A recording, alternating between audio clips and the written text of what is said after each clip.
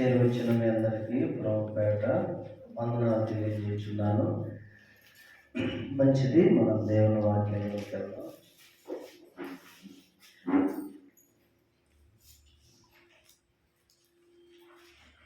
పోయిన ఆదివారం మనం 4 విషయాలు చెప్పాము.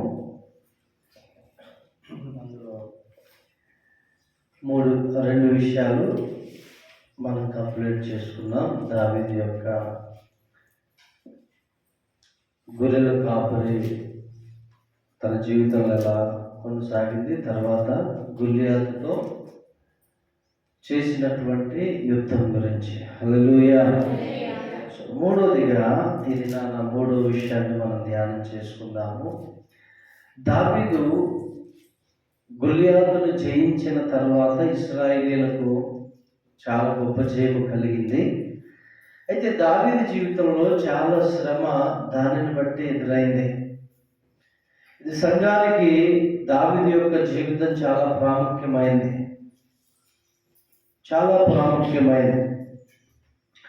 18వ అధ్యాయం, సమూయేలు మొదటి గ్రంథం 18వ అధ్యాయం చూసినట్లయితే 6వ వచనంలో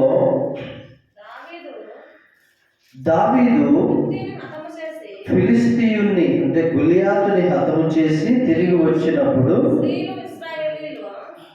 స్త్రీలు ఇశ్రాయేలీయుల ఊర్లన్నిటిలో నుండి తంబురలతోనూ సంభ్రమతోనూ వాద్యములతోనూ పాడుచు నాట్యమాడుచు, చూసారండి, రాజైన సౌలును ఎదుర్కొనుటకై వచ్చిరి. ఆ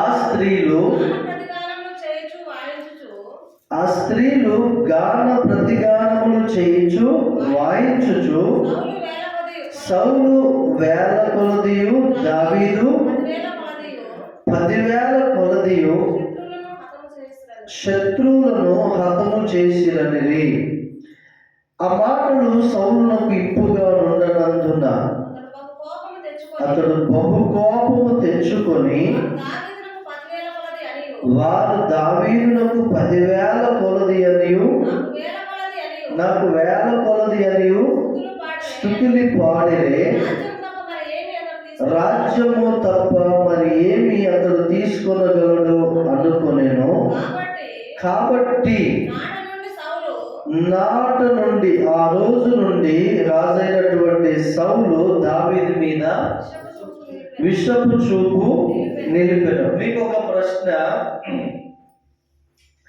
దావీదు అక్కడ ఉన్నటువంటి ఇశ్రాయేలు స్త్రీలను స్తుతులు పాడమని చెప్పాడా? చెప్పలేదు. ఆయనను పొగడమని చెప్పాడా దావీదు? చెప్పలేదు. మరి గమనించండి, అక్కడ ఇశ్రాయేలీల స్త్రీలు జరిగిన యుద్ధాన్ని బట్టి, జరిగిన దేవుని కార్యాన్ని బట్టి వాస్తవంగా వాళ్ళు దేవుణ్ణి మహిమపరిస్తే బాగుండేది. అవునంటారా కాదంటారా? దేవుణ్ణి మహిమపరచాలి. ఇక్కడ సమస్య ఏంటంటే, వీరు దేవుణ్ణి మహిమపరచకుండా ఈ స్తుతులు ఎవరికి పాడుతున్నారు? సౌలుకి, దావీదుకి. అసలు ఇశ్రాయేలీయులకు యుద్ధంలో జయము కలగజేసింది ఎవరు? దేవుడు. దావీదును ఎన్నుకొని దేవుడు యుద్ధం కలగజేశాడు. 40 దినాలు వాళ్ళు నిస్సహాయ స్థితిలో ఉన్నారు ఇశ్రాయేలీయులు. అయితే ఎక్కడో గొర్రెలు కాచుకునేటటువంటి దావీదుని, బాలుడైన దావీదుని దేవుడు తోడుకొని వచ్చి లేదా తీసుకొని వచ్చి దావీదులో యొక్క విశ్వాసమును, రోషమును కలగజేసి ఒకే ఒక్క దెబ్బతో, చిన్న గుండ్రటి రాయితో ఆ యొక్క ఫిలిష్తీయులను కొట్టగా ఇశ్రాయేలీయులకు జయము కలిగింది. చూడండి, దావీదులో ఈ ఇశ్రాయేలీయుల యొక్క స్త్రీలు స్తుతించడం, పాటలు పాడటం దావీదు ప్రమేయం ఏమీ లేదు. దావీదు వాటిని పట్టించుకోలే. దేవుని స్తోత్రం, హల్లెలూయా. అయితే వీళ్ళంతా 100 కొలది స్త్రీలు తంబురలతో, సితారతో, నాట్యమాడుతూ, వాద్యములు వాయించుకుంటూ సౌలుకు 1,000 కొలది, దావీదుకి 10,000 కొలది స్తుతులు. అసలు ఇలా అనగానే సౌలుకు ఒక్కసారిగా కోపం వచ్చింది. దావీదు రాజ్యం తప్ప ఏం తీసుకోవాలంటే సౌలులో చూడండి, తనను తాను ఘనపరుచుకోవాలని, తనను తాను మహిమపరుచుకోవాలనే ఆశ ఎంత ఉందో.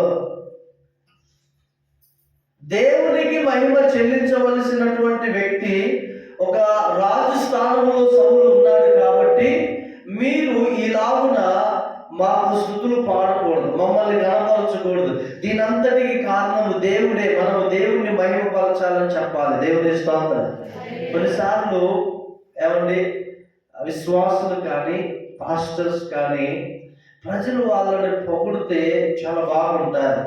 ప్రజలు వాళ్ళని చెప్పాలి, పొగిడితే చాలా బాగుంటారు, చాలా సంతోషంగా ఉంటారు.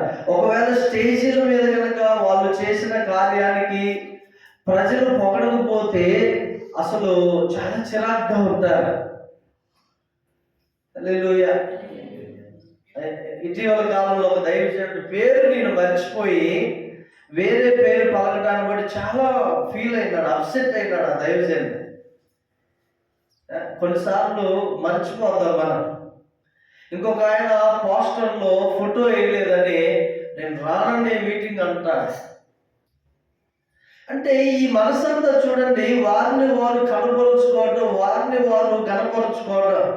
నేను ఒక ప్రాంతం మీటింగ్కి వెళ్ళినప్పుడు ఒక దైవజనుడు అంటున్నాడు, పాస్టర్ గారు ఫలాని దైవజనుడిని నేను పిలిచాను, చాలా వరంగల్ ఆ ప్రాంతంలో ఉంటారు, మరి ఆయన్ని పిలిస్తే నేను రాను అన్నాడంట.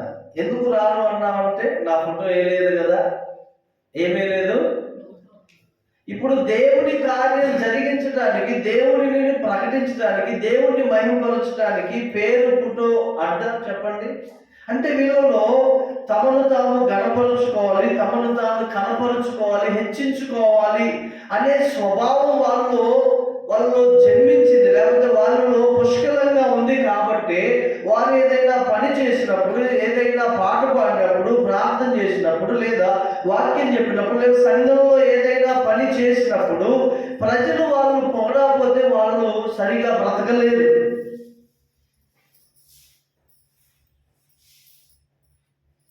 ఇది సౌలు యొక్క ఆత్మ, దురాత్మ స్వభావం ఇది. హల్లెలూయా. ఏంటి దావీదుకు 10,000 కొలదేంటి స్తుతులు? దేవుని సంగమా, వాస్తవంగా దావీదు దేవుని పక్షమున పని చేశాడు, ఆయన సైన నిలిపాడు అంతే. హల్లెలూయా. ఈ స్తుతులతోటి ఇశ్రాయేలు స్త్రీలు ఏమండి, వాళ్ళు పొగడ్తలు, వాళ్ళు తంబూర నాట్యసిత, ఇదేమి దావీదుకి పట్టింపు లేదు. తన పని తాను చేశాడు, వెళ్ళిపోయాడు అంతే. హల్లెలూయా. నాకు స్తుతులు పాడకుండా ఎక్కువ దావీదుకు పాడతారా అని ఆ రోజు నుంచి విషపు చూపంట. 9వ వచనం చూడండి.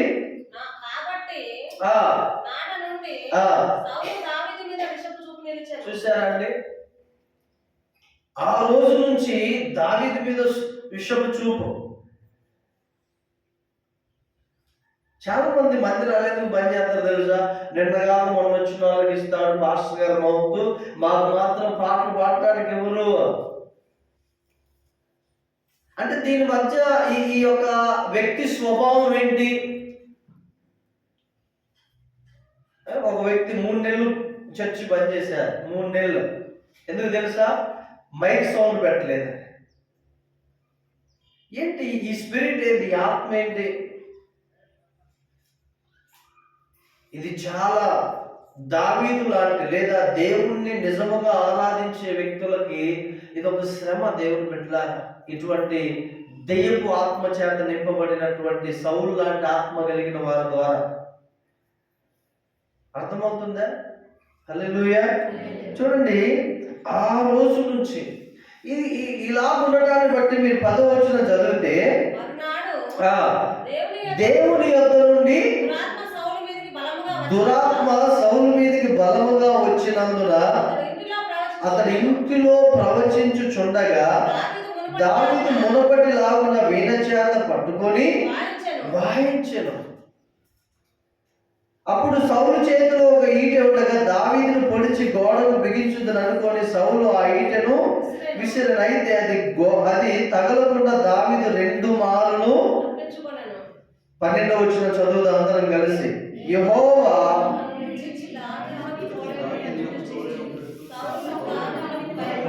హల్లెలూయా. నిజముగా దావీదులో ఏ మిస్టేక్ లేదు దేవుని బిడ్డలారా. మీరు ఈ ఈ సమూయేలు మొదటి గ్రంథం 18వ అధ్యాయం 19, 20 ఇలా అధ్యాయాలన్నీ చదువుకుంటూ వెళ్తే దేవుడు వాస్తవంగా సౌలును రాజుగా అభిషేకించాడు. ఇప్పుడు దేవుడు సౌలును రాజుగా అభిషేకించినప్పుడు లేదా ఒక పని నిమిత్తం అపాయింట్ చేసినప్పుడు, ఒక ప్రత్యేకపరిచినప్పుడు ఆ వ్యక్తి అదే పనిలో ఉండాలి. అవునా కాదా? అదే పనిలో ఉండాలి. కానీ ఎప్పుడైతే దావీదు గొలియాతును చంపొచ్చాడో ఇశ్రాయేలీల ప్రజలు ఆ వీధుల్లో నుంచి జయధ్వనులు పాడుకుంటూ వచ్చారో ఆ రోజు నుంచి రాజ్యాన్ని పరిపాలించడం పక్కన పెట్టాడు సౌలు. దావీదును చంపడానికే మనసు కలిగి ఉన్నాడు. పలుమార్లు అనేక మార్లు దావీదును చంపడానికి ప్రయత్నం చేస్తున్నాడు. హల్లెలూయా. ఈటె తెలుసు కదా, ఈటె విసురుతుంటే దావీదు 2 మార్లు దావీదు తప్పించుకున్నాడు. తర్వాత ఏం చేశాడు? తన దగ్గర సైనికుడిగా అంగరక్షకుడిగా ఉండేటటువంటి దావీదుని ఏం చేశాడంటే సౌలు తీసి సైన్యాధ్యక్షుడిగా చేశాడు. దావీదుని సైన్యాధ్యక్షుడిగా ఒక కమాండర్గా చేయడాన్ని బట్టి అతడు యుద్ధాలు జరిగిస్తూ వెళుతూ వస్తూ అతడు తనకు నియమించిన పనిలో నమ్మకంగా ఉన్నాడు. కింద అదే అంటాడు చూడండి, 15వ వచనం చదవండి. చూశారండి 14వ వచనం కూడా. మరియు దావీదు సమస్త విషయములలో సుబుద్ధి కలిగి ప్రవర్తింపగా ఎవరికి దేవుడు తోడుగా ఉంటాడు? సుబుద్ధి కలిగిన వారికి దేవుడు తోడుగా ఉంటాడు. ఎవరికి ఉంటాడు దేవుడు? సుబుద్ధి కలిగి. ఒక విషయం అండి, నీవు దేవుని మందిరములో దేవుని యొక్క సేవలో నీవు ఏ మంచి పని చేసినా, నీవు దేవునికి కానుకేయవచ్చు, మందిరంలో పరిచర్య చేయొచ్చు, సువార్తకి వెళ్ళవచ్చు, సేవకునికి సహకారులుగా ఉండొచ్చు, దర్శనంలో. అయితే నువ్వు ఏది చేసినా చేసిన దాన్ని బట్టి రివర్స్ ప్రతిఫలముగా నువ్వేది ఆశించకూడదు. నీకు దేవుడిస్తే దేవునికి మహిమ, హల్లెలూయా. కానీ నీవు ప్రత్యేకంగా ఆశించకూడదు. మనుషుల యొద్ద నుండి, సేవకుల యొద్ద నుండి, లేదా ఇతర విశ్వాసుల యొద్ద నుండి. కొంతమంది చూడండి, పాట పాడితే సరిగా రాలేదు తెగ ఫీల్ అయిపోతారు. నేను మంచిగా బాగలేదు, అసలు నేను మంచిగా బాగలేదు. ఎందుకు బాగలేదు? సరే కొంచెం మిస్టేక్ అయింది, ఎందుకు నువ్వు అంతగా బాధపడుతున్నావు అంటే, నువ్వు పాడేటప్పుడు, నువ్వు ఆరాధించేటప్పుడు దేవుణ్ణి చూస్తున్నావా?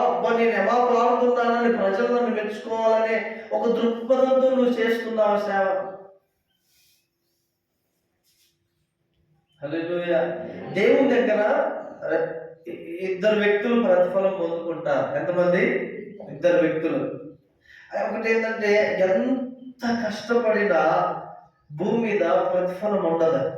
ఎంత కష్టపడినా భూమి మీద జెన్యూన్గా కష్టపడతారు, కానీ సేవ డెవలప్ కాదు.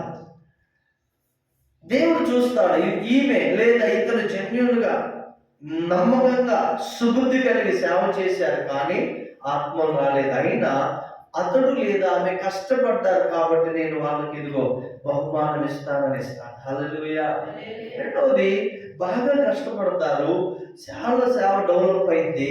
ఏమండి, వారికి కూడా దేవుడు ఏం చూస్తారు తెలుసా? సేవ బాగా డెవలప్ అయిందని చూడండి, వీళ్ళు కూడా జెన్యూన్ గా కష్టపడ్డారు, నా నిమిత్తం అని దేవుడు బహుమానం ఇస్తాడు. హల్లెలూయా. 1000 మంది సంఘం ఉన్న పాస్టర్ కి జెన్యూన్ గా కష్టపడితే అదే బహుమానం. ఏమండి, 10 మంది విశ్వాసులు ఉన్న జెన్యూన్ గా కష్టపడతాడు కాబట్టి వాళ్ళకు కూడా అదే బహుమానం. అక్కడ అభివృద్ధిని బట్టి దేవుడు ప్రతిఫలం ఇవ్వడు, నిజముగా కష్టపడతాడు కాబట్టి దేవుడు ప్రతిఫలం ఇస్తాడు. హల్లెలూయా. కాబట్టి మనము ఎన్నడూ కూడా మనుషుల యొక్క మెప్పును ఆశించకూడదు. మనుషుల వలన మెప్పు పొందే వాళ్ళు దేవుని ఎదుట నిలవబడలేరు, దేవుని కొరకు నిలిచి ఉండలేరు. మనం ఎప్పుడు కూడా దేవుని యొక్క మెప్పునే ఆశించాలి. ఒక మాట చదివి మరలా ఇక్కడికి వచ్చేద్దాము. యోహాను సువార్త, దయచేసి యోహాను సువార్త 12వ అధ్యాయం అండి.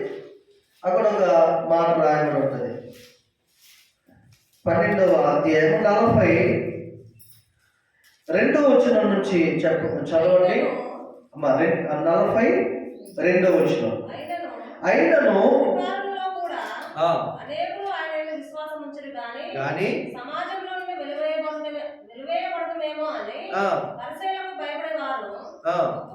ఒప్పుకొనలేరు. చూశారండి, వారు ఎవరు మెప్పు కంటే, దేవుని మెప్పు కంటే ఎవరు మెప్పును ఎక్కువగా ఆశించారు? వీళ్ళు మనుషుల మెప్పును ఎక్కువగా ఆశించారు కాబట్టి దేవుని పక్షంగా నిలవలేకపోయారు ఈ అధికారులు. ఎవరంటే వాళ్ళు పరిసయ్యుల్లో అధికారులు దేవుడిని ఒప్పుకోలేదంట. ఎందుకంటే వెలివేయబడతారు, తృణీకరించారు. వీళ్ళు చర్చికి వెళ్తారు, మీరు క్రైస్తవులు, ఓహో తక్కువ. అదే ఈ భావనతోటి ఏం చేశారు తెలుసా? వారు దేవుని మెప్పును ఒప్పుకోవాలి. దేవుని మెప్పు కంటే ఎవరి మెప్పును ఎక్కువగా ఆశించారు? మనుషుల మెప్పు. ఇక్కడ ఎబ్రీ గ్రంథకర్త రాస్తాడు మోషే గురించి 11వ అధ్యాయము 24వ వచనం చూడండి.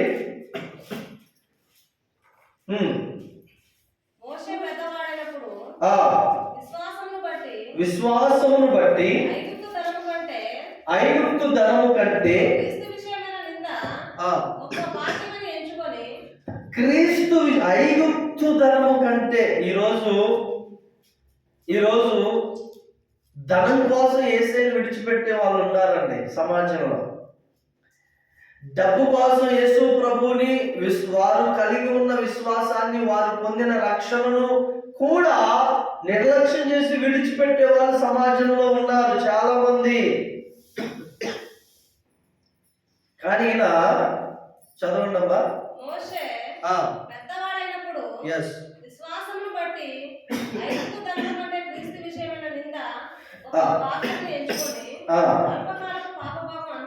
అల్పకాలం పాపభోగం అనుభవించుట కంటే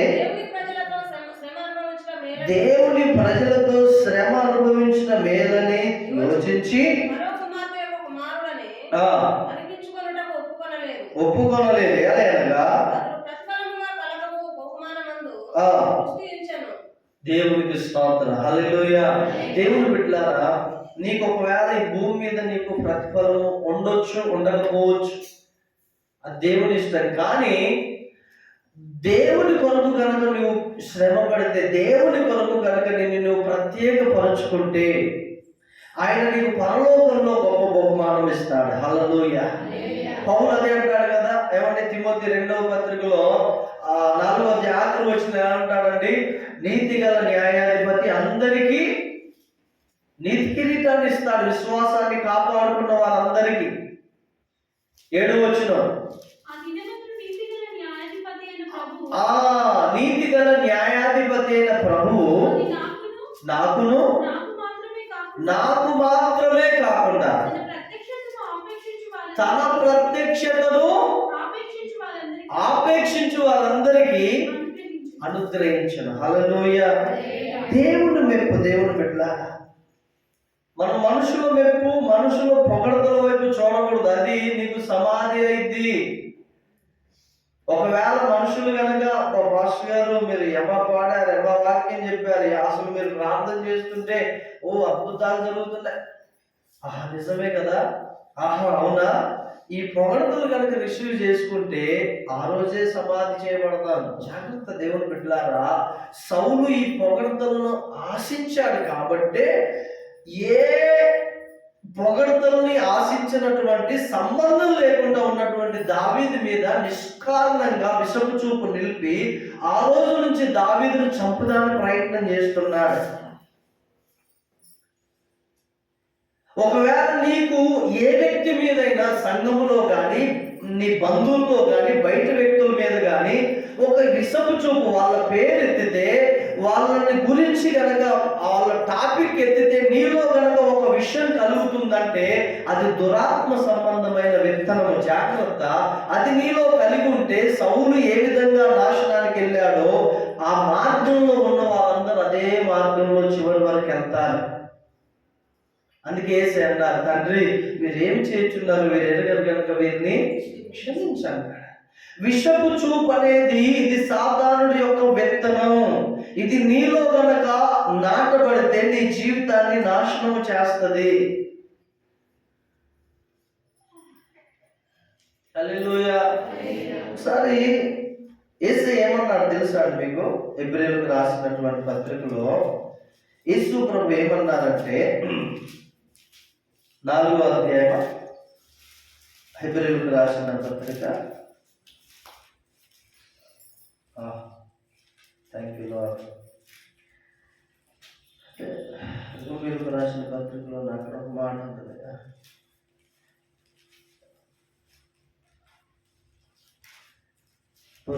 పౌలు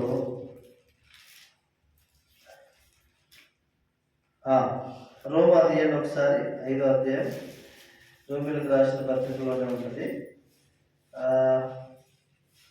17వ వచనం 12వ అధ్యాయం రోమిలకు రాసిన పత్రిక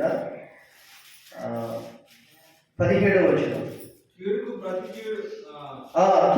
ప్రతి కీడు ఎవరికి చేయొద్దు, మనుషులందరి దృష్టికి వాటిని గూర్చి ఆలోచన కలిగి శక్యమైతే మీ చేతనైనంత మట్టుకు సమస్త మనుషులతో సమాధానంగా ఉండుడి. అంటే నీకు చేతనైనంత మట్టుకు, నీకు చేత కాదు, నా వల్ల కాదు, వాళ్ళని నేను అంగీకరించలేను ప్రభు అంటే అప్పుడు దేవుని సహాయం పొందు. దేవుని సహాయము ఆశించు. అప్పుడు వారిని క్షమించే మనసు దేవుడు ఇస్తాడు. కింద చదవండి 19వ వచనం.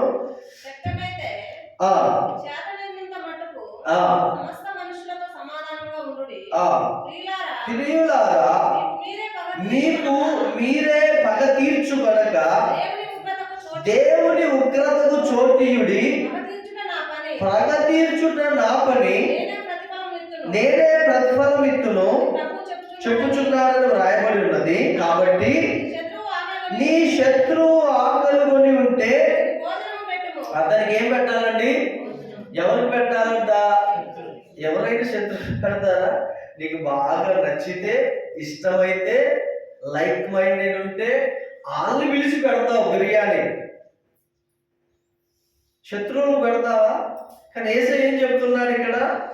నీ శత్రువు ఆకలి కొని ఉంటే ఆయన పిలిచి ఏం చేయమంటున్నాడు? ఈ క్రియ ఎవరైనా చేశారా అండి? ఎవరైనా చేశారా? మరి మనం క్రైస్తవులం ఎట్లయితాం? మనం దేవుని ప్రేమను పొందుకున్న వాళ్ళం ఎట్లయితాం? క్రైస్తవుల మనసు 90% మంది ఎలా ఉంటుందో తెలుసా? దేవుని విషయంలో నేను చర్చికి వెళ్తానా, ఆయన నాకు ఆశీర్వాదం ఇస్తాడు, దీని మీదనే ఉంటుంది. కానీ దరిద్రపు మనసు, యేసయ్య కొన్ని వాక్యాలు చెప్పాడు, కొన్ని మాటలు చెప్పాడు, నేను వాటిని క్రియల్లో చేయాలనే మనసు ఏదో ఏళ్ళ మీద లెక్క పెట్టవచ్చు కొంతమంది. అటువంటి వారే క్రీస్తును ప్రతిబింబింపజేస్తారు. హల్లెలూయా. ఏమన్నాడు కింద? పగ తీర్చుట నా పని, నేనే ప్రతిఫలం ఇస్తున్నాను ప్రభు. కాబట్టి నీ శత్రువు 20వ వచనం అందరు చదువుతారా? 20వ వచనం. కాబట్టి నీ శత్రువులు ఆకలి కొని ఉంటే అతనికి భోజనం పెట్టు, దప్పుకొని ఉంటే ఆహారం పెట్టు. అలాగే చేయడం వలన అతని తన మీద నిప్పులు కుప్పగా పోయేదు. దేవునికి స్తోత్రం. హల్లెలూయా. మేలు చేత కీడుని చేయించాలి దేవుని బిడ్డలారా. క్రీస్తు ప్రేమ, క్రీస్తు మనసు. కానీ ఇక్కడ సౌలు ఏం చేస్తున్నాడు తెలుసా? దావీదు ఇదే మనసు కలిగి ఉన్నాడు. అసలు దావీదుకి అర్థం కావట్లేదు, ఎందుకు సౌలు నన్ను తరుముచున్నాడు, నేను చేసిన తప్పేంటి, నేను చేసిన పాపం ఏంటి అంటున్నాడు. ఎక్కడ ఆ మాట ఎవరైనా చదువుతారండి?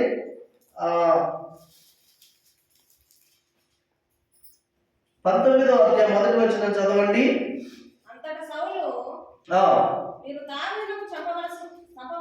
సౌలు అంటున్నాడు, మీరు దావీదును చంపవలసినదని తన కుమారుడైన యోనాతానుతోనూ తన సేవకులందరితోనూ చెప్పగా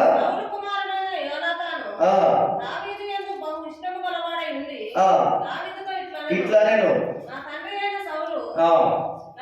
నిన్ను చంపవలన ప్రయత్నం మీద ఉన్నాడు కాబట్టి నీవు ఉదయం జాగ్రత్త పడి రహస్యమైన స్థలమందు దాగి ఉండుము. నేను వచ్చి నీవు నిన్న చేడిలో నా తండ్రి వద్ద నిలిచి. ఇక్కడ చూడండి 5వ వచనం చదవండమ్మా. అతడు ప్రాణమునకు తెగించి ఫిలిష్తీని చంపగా యెహోవా ఇశ్రాయేలులకు అందరికి గొప్ప రక్షణ కలగజేసెను. అది నీవే చూచి సంతోషించింది కదా నాన్న. నిష్కారణముగా దావీదును చంపి నిరపరాధి యొక్క ప్రాణమును తీసి నీవెందుకు పాపము చేయదు అని ఆలకించి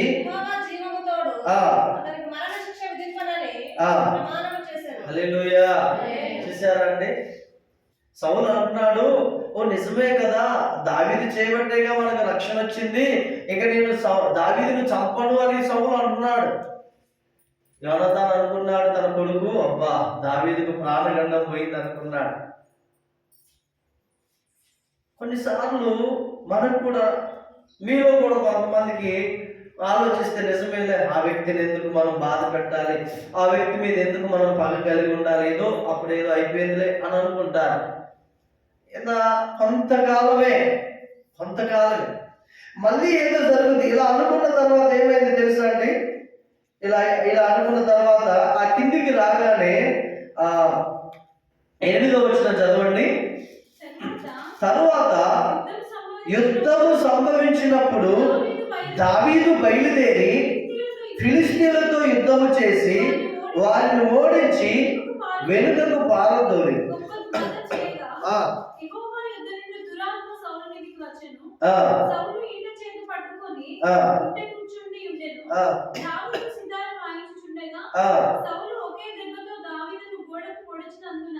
పొడుచుదునన్న తాత్పర్యం ఆలోచన కలిగి ఈట విసిరను.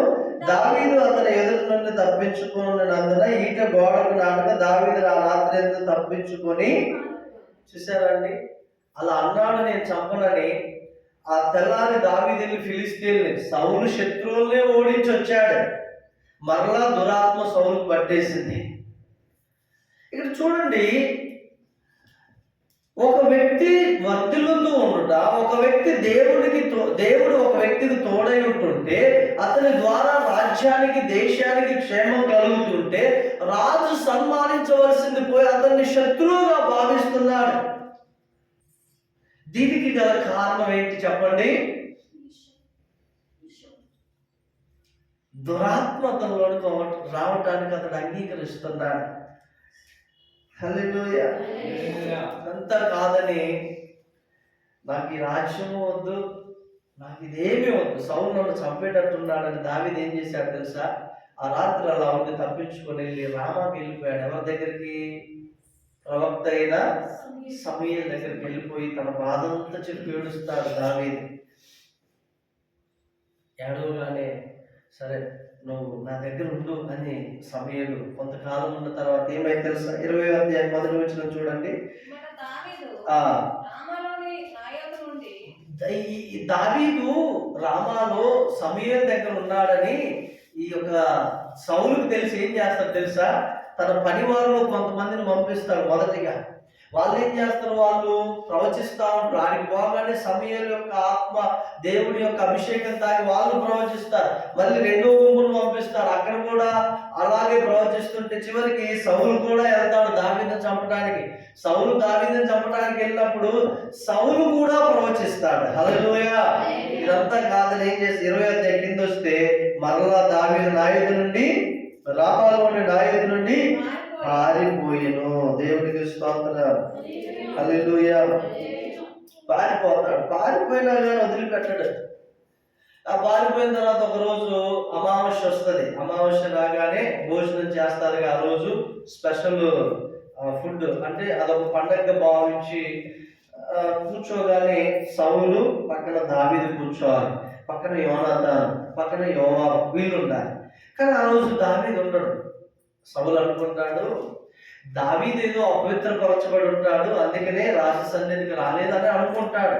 రెండో రోజు కూడా చూస్తాడు. రెండో రోజు చూస్తే ఏడి దావీదు అని అడిగితే యోనాతాను అంటాడు వాళ్ళ ఇంట్లో పండగ జరుగుతుందంట, కాబట్టి దావీదు నా యొక్క సెలవు తీసుకోగానే నేను వెళ్ళడానికి వాళ్ళ ఇంటికి పర్మిషన్ ఇచ్చాను అంటాడు యోనాతాను.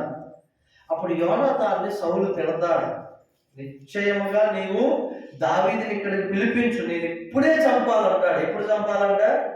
ఇప్పుడే చంపాలి నేను దావీదుని అంటాడు. హల్లెలూయా. అయితే యోనాతాను వెళ్ళి నా తండ్రి నీ మీద చాలా కోపంగా ఉన్నాడు ఇలాగనంటే దావీదు అంటాడు, అయ్యా నేనేమైనా పాపం చేస్తే, నేనేదైనా తప్పు చేస్తే మీ నాన్నగారి దగ్గరికి ఎందుకు, నీవే నన్ను చంపంటే యోనాతాను అంటాడు నువ్వు ఏ తప్పు చేయలేదయ్యా అంటాడు. హల్లెలూయా. నువ్వే పాపము చేయలేదు. ఇలా ఉంటే మీరు చూడండి, ఇక యోనాతాను దావీదు ఒక నిబంధన చేసుకుంటారు. ఏమన్నా తెలుసా? నీవైతే చావు దావీదు, నువ్వు రాజు అవుతావు, నేను సైన్యాధ్యక్షుడిని అవుతాను అని ఒక ప్రమాణం చేసి, ఒకవేళ నువ్వు రాజు అయినాక నా కుటుంబాన్ని నువ్వు నాశనం చేయొద్దు, నువ్వు రక్షించాలి, వాళ్ళకి మాత్రం కీడు కల్పించొద్దని ఒక ప్రమాణం చేసుకొని వెళ్ళిపోతాడు. వెళ్ళిపోయే సమయంలో ఏం జరుగుద్దంటే దావీదుకి పూర్తిగా సౌలు యొక్క రాజ్యం నుంచి తెగేసుకొని వెళ్ళిపోతాడు, సపరేట్ అయిపోతాడు. వెళ్ళిపోతున్నప్పుడు ఏం జరుగుతుందో తెలుసా? ఒక బ్యాచ్ దావీదుకు తోడైతారు. 22వ అధ్యాయం మొదటి వచనం 2వ వచనం చదవండి. దావీదు అప్పటి నుండి బయలుదేరి ఆ అదుల్లాము గుహలోకి తప్పించుకొని పోగా అతని సహోదరులను అతని తండ్రి ఇంటి వారందరూ ఆ సంగతి విని అతని యొద్దకు వచ్చిరి. మరియు ఇక్కడ చూడండి, ఇబ్బంది గల వారందరూ, అప్పులు చేసుకున్న వారందరూ, అసమాధానంగా ఉండే వారందరూ అతని వద్ద కూరుకొనగా అధిపతి ఆయన అతని వద్దకు ఎక్కువ తక్కువ 400 మంది వచ్చి ఉండేది. హల్లెలూయా, హల్లెలూయా. సో 400 మంది వచ్చారు. ఇతడు అధిపతి అయ్యాడు. మరలా ఈ విషయం దావీదుకు తెలిసింది. ఎవరికి? సౌలుకు తెలిసింది. సౌలుకు తెలియగానే మరలా దావీదును చంపడానికి ఏమంటే ఒక 20,000 మందిని 3,000 మందిని వేసుకుని మరలా తరవడానికి ప్రయాణం చేస్తారు. మీరు గమనించండి, అసలు సౌలు పని ఏంటి? ఇశ్రాయేలు రాజ్యాన్ని ఏలటం, పరిపాలించటం. పోనీ సౌలుకు వ్యతిరేకంగా దావీదు ఏమైనా చేశాడా? పైగా దావీదు ఎవరో తెలుసా అండి? సౌలు యొక్క సొంత కుమార్తె మీకాలు భర్త, అంటే సొంత అల్లుడు దావీదు సౌలుకి. ఏంటి కారణం? ఇంత ఇసము చూపు నిలబడడానికి గల కారణం ఏంటంటే ఇతడు దేవుని చేత ఎన్నుకొనబడిన వాడెవరు? దావీదు. ఎందుకు దేవుని చేత ఎన్నుకొనబడవలసి వచ్చిందంటే సమూయేలు ఒకనొక దినాన ఏమండి సౌలుతో చెప్తాడు, ఇదిగో నేను 7 దినములు ఆగి నేను 7 దినములకు నేను బలి అర్పించడానికి వస్తా, బలి అర్పించిన తర్వాత మీరు అమాలేకీయులతో యుద్ధానికి పోవాలని చెప్పినప్పుడు సమూయేలు వచ్చేంత వరకు సౌలు ఆగడు. ధైర్యం చేసి తానే బలర్పిస్తాడు. అంటే తాను రాజరికం చేయాలి, సైన్యాన్ని నడిపించాలి, కానీ ఒక యాజకుడు అర్పించవలసిన బలి అర్పించి అక్కడ మిస్టేక్ చేస్తాడు. ఒకటి. రెండోది, అమాలేకీయుల్ని, రాజుని, ప్రజల్ని, పశువుల్ని అంతటిని నాశనం చేయమని దేవుని చేత సెలవైతే మనోడు ఏం చేస్తాడు తెలుసా? బక్కచిక్కిన పశువులన్నిటిని చంపేసి బలిసిన వాటిని చక్కగా ఆస్తి కొరకు కూడబెట్టుకొని ఉంటాడు. ఇది చేసిన రెండో మిస్టేక్. ఇలా కూడా చేయడాన్ని బట్టి దేవునికి కోపం వచ్చి ఏమండి తన ఇష్టానుసారమైన, తన చిత్తానుసారమైన మనసు కలిగిన దావీదుని ఎన్నుకున్నాడు. ఇది సౌలుకి ఇష్టముగా లేదు. అంటే నా తర్వాత ఇతడే రాజు అవుతాడు, అందుకారణం చేతనే చంపాలని ప్రయత్నం చేస్తున్నాడు.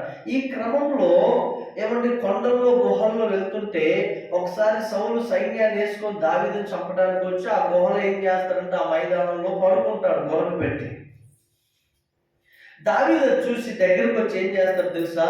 కొంచెం వస్త్రాన్ని కోస్తాడు, కొంచెం తన షర్టు కోయగానే కోసి వెళ్ళిపోతారు. అక్కడ అభిషేక్ అంటాడు, రాజా దావీదా నాయన, ఇదిగో నీ శత్రువుని దేవుడు అప్పగించాడు. ఏం చేశాడంట? శత్రువుని అప్పగించాడు. నేను అతన్ని చంపేస్తాను అనగానే దావీదు ఏం చేస్తాడు తెలుసా అండి? ఏం చేస్తాడు తెలుసా? 24వ అధ్యాయం ఒకసారి చూడండి.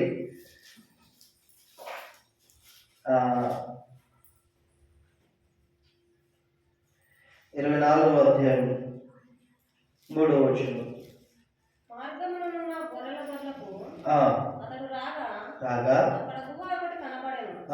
అందులో సౌలు శంకని వస్తుకి పోగా దావీదును అతని జనులకు ఆ గుహ లోపలి భాగంలో ఉంది కనుక దావీదు జనులు, అదిగో నీ దృష్టికి ఏది మంచిదో అది నీవు అతని చేయగలరు, నీ శత్రువుని నీ చేతికి అప్పగించును, నీ చేతికి అప్పగించునని యెహోవా నీతో చెప్పిన దినం వచ్చిన అతనితో అనగా, దావీదు లేచి వచ్చి సౌలునకు తెలియకుండా అతని పై వస్త్రము చెంగును కోసి, సౌలు పై వస్త్రమును తాను కోసెనని దావీదు మనస్సు నొచ్చి, ఇతడు యెహోవా చేత అభిషేకం నొందినవాడు గనుక యెహోవా చేత అభిషిక్తుడైన నా ప్రభువుని నేను ఈ కార్యం చేయని, యెహోవాను బట్టి అతన్ని నేను చంపను అని తన జనులతో చెప్పాడు. చూశారండి, కొన్ని నెలల నుంచి, సంవత్సరాల నుంచి దావీదుని సౌలు చంపడానికి తరుముతూ ఉంటే, ఒక దినాన దావీదు చేతికి సౌలు చిక్కాడు. కానీ దావీదు సౌలును చంపుతున్నాడా? చూడండి ఒకసారి మనసు, హృదయం చూడండి. పగ తీర్చుట మన పని కాదు దేవుని సంగమ. దావీదుని దేవుడు అంతగా హెచ్చించడానికి, దావీదుని దేవుడు అంతగా ఆశీర్వదించడానికి కారణం ఏంటో తెలుసా? ఆ యొక్క నిర్మలమైన మనసు, హల్లెలూయా, సుబుద్ధి కలిగిన మనసు దేవుని సంగమ. చాలా సున్నితంగా, చాలా పవిత్రంగా, ఇతరులకు కీడు హాని చేయనటువంటి వ్యక్తి దావీదు.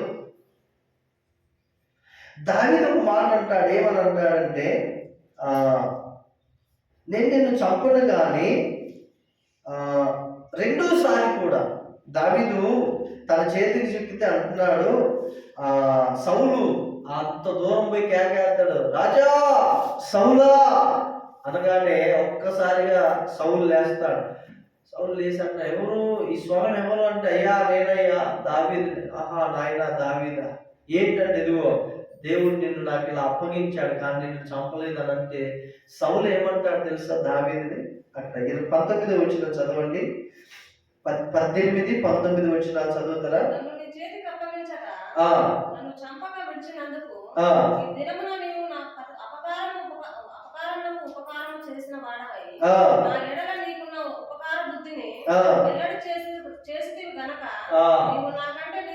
శత్రువు ఏమంటున్నాడండి? నీవు నాకంటే, ఈ సాక్ష్యం మనం కలిగి ఉండాలి దేవుని బిడ్డలారా. ఈ మంచి సాక్ష్యం మనం కలిగి ఉండాలి. ఉన్న 10 మందైనా దేవుని కొరకు గింజల వలె, స్తంభాల వలె నిలిచి ఉండాలి. దేవునికి స్తోత్రం. సామెత లోకంలో ఏంటంటే, పంది వలె 10 పిల్లలు కంటే సింహం వలె ఒక పిల్లలు కంటారు మేలంట. దేవుని బిడ్డలారా, మనం యూదా గోత్రపు సింహం పిల్లలు. హల్లెలూయా. చూడండి ఏమన్నాడు 19 ఒకరికి తన శత్రువు దొరికిన ఎడల మేలు చేసి పంపివేయునా, ఈ దినమును నీవు నాకు చేసిన దానిని బట్టి యెహోవా నీకు ప్రతిఫలము మేలు చేయను, ప్రతిగా నీకు మేలు చేయును గాక. హల్లెలూయా అని వెళ్ళిపోతారు. ఇక నేను నిన్ను చంపనయ్యా అంటాడు. దావీదుతో ప్రమాణం చేసి వెళ్ళిపోయిన తర్వాత ఈలోపు సమూయేలు చనిపోతాడు. చనిపోయిన తర్వాత మరలా వెళ్తారు. మరలా వెళ్ళిన తర్వాత మరలా దురాత్మ వచ్చి మరలా దావీదుని చంపడానికి ప్రయాణం అవుతాడు. ఎలాగో తెలుసా? చూడండి 26వ అధ్యాయం 1వ వచనం.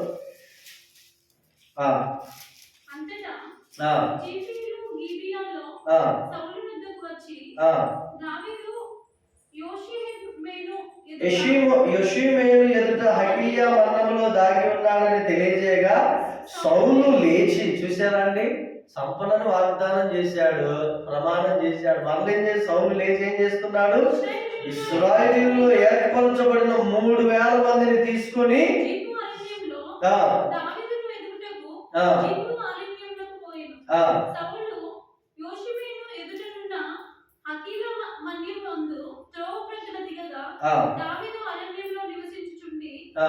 తన్ను పట్టుకుని వదలని సౌలు అరణ్యంలోకి వచ్చినని విని ఇక్కడ కిందికి వచ్చినట్లయితే 7వ వచనం చూడండి. దావీదు అభిషేయుడు రాత్రి వేళ ఆ జనుల దగ్గరికి పోగా సౌలు దండు క్రొత్తలములో పండుకొని నిద్రపోచుండెను. ఏం చేస్తున్నారండి యుద్ధానికి వచ్చిన వాళ్ళు? ఎవరైనా యుద్ధానికి డ్యూటీలో ఉన్న వాళ్ళు నిద్రపోతారా? ఒకవేళ నిద్రపోయినా 3000 మందిలో ఏమన్నా 1500 మంది పడుకొని 1500 మంది మెలకువగా ఉండాలి. వీళ్ళు ఏం చేశారు తెలుసా? చక్కగా వచ్చి అందరు నిద్రపోయారు, రాజుతోటి సహా నిద్రపోయారు. ఇది చూడండి ఎంత బాగుందో.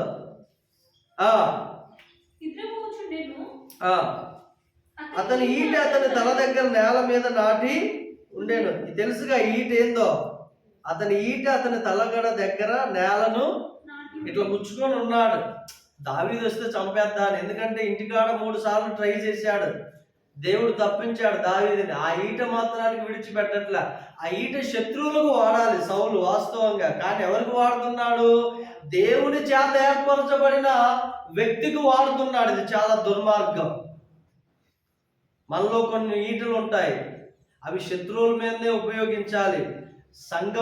సంఘం మీద, మన యొక్క మిత్రుల మీద, యేసు రక్తంతో కడగబడిన వాటి మీద మనం వాడకూడదు. హల్లెలూయా. అది చాలా ప్రమాదం. బైబిల్లో ఉండే పేతురు రాసిన మీద కత్తిపోటు వంటి మాటలు కలవు అని ఉంది బైబిల్లో. ఏ పోటు వంటి మాటలు అంట? సామెతల గ్రంథంలో అనుకుంటా. ఇంకొక క్యాన్సర్ పుండు వంటి మాటలు కూడా ఉన్నాయి. ఇవన్నీ ఆయుధాలు దేవుని బిడ్డలారా. ఒక వ్యక్తిని సులువుగా తొందరపడి మాట్లాడవచ్చు, కానీ అది చాలా గాయం కలిగజేస్తుంది, చాలా నష్టం కలిగజేస్తుంది. ఆ నష్టం, గాయం పూడ్చాలంటే ఎంతో సమయం పట్టుద్ది. ఈట చక్కగా నాటి ఉన్నాడు. 8వ వచనం. అప్పుడు అభిషేక్ దావీదుతో, కాబట్టి నీ చిత్తమైతే ఆ ఈటతో, ఏ ఈట? అక్కడ నాటాడు కదా, పడుకున్న దగ్గర ఈట నాటుకున్నాడు. అప్పటికి దావీదు మీద 3 సార్లు ప్రయోగించబడింది ఆ ఈట. ఆ ఈటతోనే ఏం చేస్తున్నాడు? ఒక్క పోటు పొడిచి. ఎంత పాపంగా ఉన్నాడండి అభిషేక్. ఎంత బాధగా ఉన్నాడు. ఎందుకంటే అభిషేక్ దగ్గరుండి చూస్తున్నాడు దావీదుని, ఎంత హింస పొందుతున్నాడో దావీదు. మీకు విషయం తెలుసా దేవుని సంగమా? దావీదు హింస పొందడానికైనా తగ్గించుకొని వెళ్తున్నాడు, కానీ ఎదురు తిరిగి శత్రువులు మాత్రము నాశనం చేయడానికి ఇష్టపడట్లేదు. ఎందుకు అనంటే అతడు శత్రువు కాదు, యెహోవా చేత అభిషేకించబడిన వాడు. హల్లెలూయా. అతడు దేవుని చేత అభిషేకించబడిన వాడు. దేవుని బిడ్డలారా, ఈట చేత ఒక్క దెబ్బతో నేను అతన్ని పొడిచి నేను అతను భూమికి నాటువేతును, ఒక్క దెబ్బతోనే పరిష్కారము చేతుననగా. ఎందుకు అంటున్నాడంటే, నువ్వు సెలవి నేను చంపుతున్నా అంటున్నాడు సౌలుని. ఫస్ట్ గుహలో దొరికినప్పుడు జనులు అన్నారు, ఇదిగో నీ శత్రువు దొరికాడు రాజా, నువ్వు చంపేసాడు. మనోడు చంపకుండా కొంచెం వస్త్రం చివర కట్ చేశాడు, కత్తితో వేయగానే ప్రాణం చల్లు మనదమ్మో, దేవుని చేత అభిషేకించబడిన వ్యక్తి, బాప్తిజం తీసుకున్న వ్యక్తి, సంఘానికి వస్తున్న వ్యక్తి, మన వాళ్ళు బాధ పెట్టకూడదు, దుఃఖ పెట్టకూడదు అనే అభిషేకం మనలో ఉండాలి. హల్లెలూయా. హల్లెలూయా. ఎందుకు ఒక వ్యక్తి ఇంకొక వ్యక్తి మీద దాడి చేస్తాడు అంటే, నాకు రావలసిన మహిమ, నాకు రావలసిన స్తుతులు, నాకు రావలసినటువంటి పేరు ప్రఖ్యాతలు ఈ వ్యక్తి వస్తే ఇతనికి వస్తాయని ఒక ఆలోచన ఈ వ్యక్తిలో ఉంటుంది. మీరు చూడండి, నేను చాలా మంది దైవజనులు గమనించాను, మంచిగా వాక్యం చెప్పే పాస్టర్ గారు కనుక వస్తే మిగిలిన కొంతమంది అబ్బాయి వచ్చాడు, మనకి ఇక ఫేమ్ తగ్గిపోయింది, మనకి ఇక నేమ్ తగ్గిపోయింది. ఎవరికి కావాలి ఫేమ్, నేమ్ చెప్పండి? ఈ ఆలోచన మనలో ఉండాలి. హల్లెలూయా. మనలో ఎంతగా తగ్గింపు జీవితం ఉంటుందో, ఎంతలో దీనత్వ జీవితం ఉంటుందో దేవుడు ఆ వ్యక్తిని అంతగా హెచ్చిస్తాడు. దేవునికి స్తోత్రం. అభిషేక్ అంటున్నాడు దావీదుతోటి నువ్వు ఆజ్ఞాపించు, అతడు నాటిన ఈత తన ఈటతోనే తను చంపేస్తా అంటే దావీదు పర్మిషన్ ఇవ్వాల. ఏం చేశారు తెలుసా? చంపకుండా దావీదు ఆ నీవు అతనిని చంపకూడదు, ఆ యెహోవా చేత అభిషేకం నొందిన వారిని ఆ చంపి నిర్దోషి ఒకటి ఎవరికి సాధ్యము? చూశారండి, అతడు నన్ను చంపడానికి వస్తున్నాడు, ఓకే, నా మీద ఇసపు చూపి నిలిపాడు, ఓకే, నేనంటే అతనికి గిట్టదు, ఎప్పుడు నన్ను ద్వేషిస్తాడు, ఎప్పుడు నన్ను దూషిస్తాడు, నన్ను ఎప్పుడు విరోధిగానే చూస్తాడు, ఓకే, కానీ నేను సహించాలి, అతన్ని నేను చంపకూడదు, అతన్ని చంపకూడదు, అతన్ని నేను సంఘంలో నుంచి వెళ్ళగొట్టకూడదు. మంచిదే, హల్లెలూయా. నేను దేవుని మీద ఆధారపడటానికి ఆమె ఉండటం మంచిదే, అతను ఉండటం మంచిదే అంటూ ఏమన్నాడు తెలుసా? ఇక్కడ 10వ వచనంలో యెహోవా జీవముతోడు యెహోవాయే అతన్ని, మొత్తును. హల్లెలూయా. విషపు చూపు కలిగిన వారు దేవుని బిడ్డలారా, దేవుడు అవకాశం ఇస్తాడు, ఆయన సమయం ఇస్తాడు, మారు మనసు పొందడానికి అవకాశం ఇస్తారు. అయినప్పటికీ చూడండి ఏమంటాడు తెలుసా? యోనాతానుతో అంటాడు, ఏమని? సౌలు నేను ఇంకా దావీదుని చంపను అంటాడు. ఒకటి. రెండోసారి గుహలో దొరికినప్పుడు దావీదా నీదేనా ఈ స్వరం నాయనా, ఇక నేను నిన్ను చంపనయ్యా, నాకంటే నువ్వు నీతిమంతుడు అంటాడు రెండోసారి. ఇది మూడోసారి. ఇక్కడ మూడోసారి కూడా దావీదును చంపడానికే 3000 మందిని వేసుకొని వచ్చాడు. దేవుడు అప్పగించిన పరిచర్యను, దేవుడు అప్పగించిన తలాంతును, దేవుడు అప్పగించినటువంటి విధిని నిర్లక్ష్యం చేసి శత్రువు మీద మనసు పెట్టి, ఏమంటే దావీదు మీద మనసు పెట్టి, ఈ దేవుడు అప్పగించిన పని పరిచర్యను పక్కన పడేసి ఎట్లాగైనా వీడిని పక్క తీర్చుకోవాలి, చంపి. హలో, మొదటిగా మనం ఆలోచించవలసింది, దేవుడు మనకి ఏం బాధ్యత ఇచ్చాడు ఈ భూమి మీద, ఎందుకోసం మనల్ని పిలిచాడు, దాని మీద మనం మనసు పెట్టి దానిని చేయటానికే మనం ప్రయత్నం చేయాలి. శత్రువులు వస్తారు, అసూయపరులు వస్తారు, ద్వేషించే వారు వస్తారు. ఏమంటే యేసు ప్రభు సువార్త చేసేటప్పుడు అన్ని అనుకోగానే ఉన్నాయా? అడుగడుగున పరిశీలు వచ్చారు, శాస్త్రులు వచ్చారు, సద్దుకాయలు వచ్చారు, ఏమండి ఆ రోమీలు వచ్చారు, ఎన్నో ఆటంకాలు. చివరికి వాళ్ళ తల్లిదండ్రులు, వాళ్ళ సహోదరులు యేసు ప్రభుని హేళన చేస్తారు. వీడికి ఏదో పట్టిందిరా బాబు అంటున్నారు. కొంతమంది అయితే వీడు దెయ్యం పట్టింది, వీడికి బయలుజుబులు పట్టింది అంటున్నారు. ఏమంటే సేవ అంటే, విశ్వాస జీవితం అంటే, క్రైస్తవ జీవితం అంటే పూలబాట కాదు, అన్ని అనుకూలంగా ఉండవు. నువ్వు ఎప్పుడైతే సరి అయిన భక్తి చేయటానికి, రోషం కలిగి భక్తి చేయటానికి నిర్ణయించుకుంటావో అప్పుడే అసలైనటువంటి బాణాలు వస్తాయి, నిప్పులు వస్తాయి, ఏమంటే బల్యములు వస్తాయి, ఇగో ఈటెలు వస్తాయి నీ మీదికి. ఎస్, నువ్వు నిర్ణయించుకున్న ఆ క్షణములోనే సాతాను నీ మీద దాడి చేయడానికి రెడీగా ఉంటాడు. ఎవరికి శ్రమ, ఎవరికి బల్లెపోట్లు, ఎవరికి నిందలు తెలుసా? ఎవరైతే దేవుని చిత్తములో సరిగా నిలవబడి ఉంటారో వాళ్ళకే ఆటంకాలు, అభ్యంతరాలు, శ్రమలు వస్తాయి. యేసయ్య అంటాడు 5వ అధ్యాయం మత్తయి సువార్తలో కింద 10-11 వచనాల్లో, నా నిమిత్తం జనులు మిమ్మల్ని నిందించి, హింసించి, అబద్ధముగా చెడ్డబాటలలో పలుకున్నప్పుడు మీరు ధన్యులు అంటారు. ఎక్కడ కూడా యేసు ప్రభు మీకు పూలదండలు వేస్తానని చెప్పలే. ఒకవేళ జనులు నీకు పూలదండలు వేస్తున్నారంటే నువ్వు సరిగా బోధించట్లేదు, సరిగా జీవించట్లేదు అని అర్థం. సరిగా సేవ చేసే సేవకునికి, సరిగా విశ్వాసంలో బ్రతికే విశ్వాసికి పూలదండలు, శాలువాలు రావు. కర్రలు, బల్లెములు, ఈటెలు, ఏమండి అవమానాలే వస్తాయి, మీద పడతాయి, రాళ్ళు పడతాయి మీద. అర్థమవుతుందా నేనేం చెప్తున్నా? కొంతమంది సంఘం బంద్ చేయడానికి కొన్ని రీజన్స్ ఉంటాయి. అక్కడ నాకు గుర్తింపు లేదు, అక్కడ నాకు ప్రత్యేకత లేదు, అక్కడ నన్ను గమనించట్లేదు, మీరు నన్ను గుర్తించట్లేదు పాస్టర్ గారు. ఎందుకు గుర్తించాలి? నిన్ను గుర్తించవలసింది పాస్టరా, దేవుడా? దేవుడు. ఎవరు గుర్తించారు దావీదుని? దేవుడు గుర్తించాడు. వాళ్ళ నాన్న అన్నాడు, జున్నుగడ్డలు యుద్ధంలో ఉన్నారు మీ అన్నలు, ఇదిగో ఏపిన పేలాలు తీసుకొని వెళ్ళు అన్నాడు.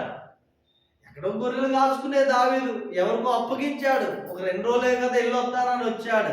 తన దిశే మార్చబడింది. హల్లెలూయా.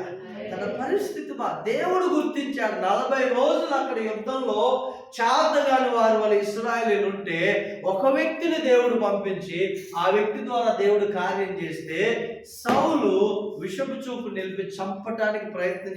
ఇది మూడోసారి ఏం జరిగింది తెలుసా? 9వ వచనంలో 10వ వచనం చదవండి. యెహోవా జీవముతోడు, ఆ యెహోవా అతని మొత్తును అతడు అపాయం వలన చచ్చును, అతడు అపాయం వలన చచ్చును లేదా యుద్ధమునకు పోయి నశించును. ఆ యెహోవా చేత అభిషేకం పొందిన వారిని ఆ నేను చంపను. ఆ అలాగున నేను చేయకుండా ఆ యెహోవా నన్ను ఆపును గాక.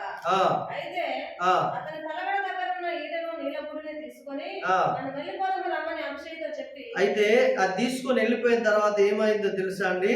ఇవన్నీ ఆ దూరం పోయి ఒక కొండ మీద ఉండి మాట్లాడతాడు. 21వ వచనం చదవండి. మాట్లాడిన తర్వాత 21వ వచనం సౌలు అంటే అందుకు సౌలు అందుకు సౌలు ఆ నేను పాపము చేసితిని, ఆ ఈ దినమున నా ప్రాణము ఆ నీ దృష్టికి ప్రేమగా నుండిన దానిని బట్టి ఆ నేను నీకు ఇక కీడు చేయను. చేయను. దావీదా, ఆ నాయన నా యొద్దకు తిరిగి రమ్ము. ఆ వెర్రివాడవై నేను బహు తప్పు చేస్తున్నానగా ఆ దావీదు, ఆ రాజా ఇదిగో నీకంటే నా యొద్దనున్నది నీ ఈట ఏందంట? నీ ఈట నా యొద్దనున్నది, పనివారిలో ఒకడు వచ్చి దాన్ని తీసుకొని వచ్చును. ఆ యెహోవా ఈ దినమున నిన్ను నాకు అప్పగించినను. ఎవరు అప్పగించారంట? దేవుడే దావీదుకి శత్రువును అప్పగించినను, నేను యెహోవా చేత అభిషేకం నొందిన వాడిని చంపనొల్లక పోయినందున ఆయన నా నీతిని నా విశ్వాస్యతను చూచి నాకు ప్రతిఫలము దయచేయును. హల్లెలూయా, హల్లెలూయా.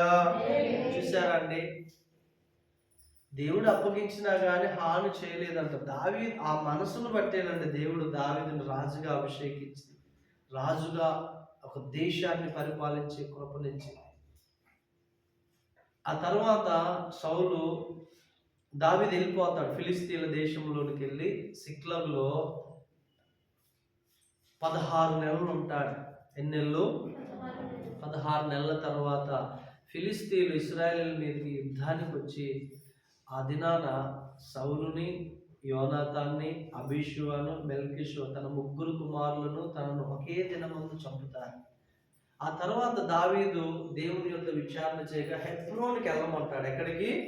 హెబ్రోన్కి వెళ్ళమనగానే హెబ్రోన్కి రాగానే హెబ్రోన్లో ఉన్నటువంటి వారు దావీదుకు పట్టాభిషేకం చేసి రాజుగా అభిషేకిస్తారు. అది రాజుగా అభిషేకించిన తర్వాత ఏమండి 7 సంవత్సరాలు సుమారుగా 7 సంవత్సరాల అక్కడ రాజుగా అతడు పరిపాలన చేస్తాడు. హల్లెలూయా, హల్లెలూయా. ఆ తర్వాత యెరూషలేములోనికి వచ్చి 33 సంవత్సరాలు రాజుగా అతడు పరిపాలన చేస్తాడు. దేవునికి మహిమ కలుగును గాక. సో దీనంతటికీ గల కారణం ఏంటయ్యా అనంటే దావీదు సుబుద్ధి కలిగి జీవించడమే. దావీదు శత్రువు తరుముచున్నా సహిస్తూ వెళ్ళాడు, కానీ తనకు హాని చేయాలని చూడలేదు. ఒకసారి చదువుదాం. 2వ అధ్యాయం సమూయేలు 2వ గ్రంథం, సమూయేలు 2వ గ్రంథం 2వ అధ్యాయము 11వ వచనం. దావీదు హెబ్రోనులో యూదావారి మీద ఏలిన కాలమంతయు 7 సంవత్సరములు 6 మాసములు 7 సంవత్సరముల 6 మాసములు. హల్లెలూయా. ఆ తర్వాత ఇశ్రాయేలు దేశంలోనికి వెళ్తాడు. అదే ఆ గ్రంథంలో 5వ అధ్యాయం 4వ వచనం చదవండి బ్రదర్. దావీదు 30 ఏళ్ల వాడే ఆరంభించి 40 సంవత్సరములు పరిపాలన చేసి. ఎన్ని సంవత్సరాలకు రాజుగా అయినాడు దావీదు? 40 సంవత్సరాలు. దావీదు ఎన్ని సంవత్సరాలకు రాజు అయినాడు? 30 సంవత్సరాలు. అంటే ఈ 30 సంవత్సరాల యోధుల సుమారుగా 10 సంవత్సరాలు, సుమారుగా 10 నుంచి 15 సంవత్సరాలు సౌలు చేత తరమబడుతూనే ఉన్నాడు. తనకు వివాహమైంది అండి, మీకాలను వివాహం చేసుకున్నా కానీ ఇంకా సమస్య ఎక్కువైంది. ఒకరోజు ఏమంటాడు తెలుసా సౌలు? మీకాలం దగ్గరికి పనులు పంపించి నీ భర్తని ఇక్కడ తీసుకొని రా, నేను చంపాలంటాడు. ఈ మీకాలు ఏం చేస్తుంది? ఇగో మా నాన్న రేపు నేను చంపుతాను అంటున్నాడు అనగానే నువ్వు దయచేసి గోడ దిగి వెళ్ళిపోమంటది. గోడ దిగి దావీదు వెళ్ళిపోతాడు. ఒక మేక బొచ్చు ఏమన్నా ఒక బొమ్మ మంచంలో పెట్టి తలకాడ మేక బొచ్చు అది వెంట్రుకలు పెట్టి దుప్పటి కప్పుతుంది. వాళ్ళు రాగానే సైనికులు ఇదిగో దావీదు కాయలా పడి ఉన్నాడు అనగానే పోయి మరలా సౌలుకి చెప్తారు, ఇదిగో దావీదు జనం తగిలి మంచంలో పడుకున్నాడు అని అంటే ఈయన అంటాడు కదా, ఆ మంచంతోటే తీసుకురండి అంటాడు. మంచంతోటే తీసుకురండి అంటే మళ్ళీ వీళ్ళు వచ్చి చూడగానే మేక ఏమంటే బొచ్చు ఏదో బొమ్మ ఉంటే ఏందనని ఇది మరలా రాజు చెప్తే రాజు వచ్చి మీకాలతో ఎందుకు శత్రువుని పంపించో, నేను అతను చంపుతా అంటే నేను నిన్ను చంపుతాను, నువ్వు నన్ను వదిలేయకపోతే అని అన్నాడు. అందుకే నాన్న ఆయన వదిలేసా, ఆయన పారిపోయాడని చెప్పింది. హల్లెలూయా. అంటే సౌలు దావీదుని విషపు చూపు, ఈ విషపు చూపు నిలిపి సౌలు పరిస్థితి ఏమైంది తెలుసా? చివరికి ఈ దావీదు సిక్లకు వెళ్ళి 1 సంవత్సరం 4 నెలలు ఉన్నాడు. ఆ తర్వాత ఫిలిస్తీన్లు సౌలు మీదకి రాగానే ఇశ్రాయేలీలకు ఒక అలవాటు ఉంది. ఎవరైనా శత్రువులు దేశం మీదకి వస్తున్నారంటే ఒక ప్రవక్తని పిలిచి ప్రవక్త దగ్గరికి వెళ్ళి అక్కడ విచారణ చేస్తారు. ఏంటంటే శత్రువులు వస్తారు, మేము జయిస్తామా, దేవుడు మాకు సహాయం చేస్తాడా లేదా అనేసి ఒక వివరణ అడిగితే దేవుడు వాళ్ళకి సమాధానం ఇస్తాడు. కానీ అక్కడ ఏం జరుగుద్దో తెలుసా అండి? శత్రువులు ఫిలిస్తీన్లు ఇశ్రాయేల్ దేశం మీదకి రాగానే మనోడు ఏం చేస్తాడంటే సౌలు అప్పటికే సమూయేలు మృతి పొందుతాడు కాబట్టి ఎవ్వరూ లేరు. యెహోవా ఉరీము ద్వారానైనను తుమ్మీము ద్వారానైనా దర్శనము ద్వారానైనను మాట్లాడట్లేదు. అయితే ఏం జరిగిందో తెలుసా? ఎవరినైతే సోద చెప్పే వాళ్ళని సౌలు దేశంలో నుంచి వెళ్ళగొట్టాడో ఆ సోద చెప్పే స్త్రీని కనుగొని ఆమె దగ్గరికి వెళ్తాడు సౌలు. ఎంతటికి దిగజారిపోయాడు సౌలు అంటే విషపు చూపు నిలిపి ఒక పగ ద్వేషం హృదయంలో పెట్టుకొని తనను తాను కోల్పోయాడు. దేవుణ్ణి తన జీవితంలో కోల్పోయాడు, తన యొక్క రాజ్యాన్ని కోల్పోయాడు. చివరికి తన సంతానంలో ఒక్కరు కూడా మిగలకుండా అందరూ చంపుకున్నారు. అక్కడ ఉంటుంది సౌలు దావీదు శత్రువులైన సౌలు యొక్క కుటుంబం దినదినము క్షీణించిపోతుంటే దావీదంట అంతకంతకు క్షేమాభివృద్ధి చెందుతున్నాడంట. ఒకే ఒక కారణం, ఇతడు విషపు చూపు నిలిపాడు, ఇతడేమో సుబుద్ధి కలిగి ఉన్నాడు. దావీదును సుమారుగా 10 నుంచి 12 సంవత్సరాల తరువాత చంపడానికి దావీదుకు 2 సార్లు సౌలు దొరకగా ఒక్కసారి కూడా హాని చేయలే. ఇదే మనస్సు గనక మనము కలిగి ఉంటే దేవుడు మనల్ని దావీదు వలె ఆశీర్వదిస్తాడు. హల్లెలూయా. దేవుడు పక్షపాతి కాదండి. నువ్వు సుబుద్ధి కలిగి ఉంటే దేవుడు నీకు అప్పగించిన పనిలో అది ఏదైనా, నీకు అప్పగించిన పరిచర్యలో నమ్మకంగా ఉంటే, మనుషులు మెప్పు చూడక దేవుని మెప్పే చూస్తూ ఉంటే ఒక టైం వస్తుంది, ఆయనే దావీదుని హెచ్చించిన దేవుడు నిన్ను కూడా హెచ్చిస్తాడు. హల్లెలూయా. కళ్ళు మూసుకుందాం, ప్రార్థించాం. Hallelujah. Thank you Lord Jesus. మనం సుబుద్ధి కలిగి ఉండాలి.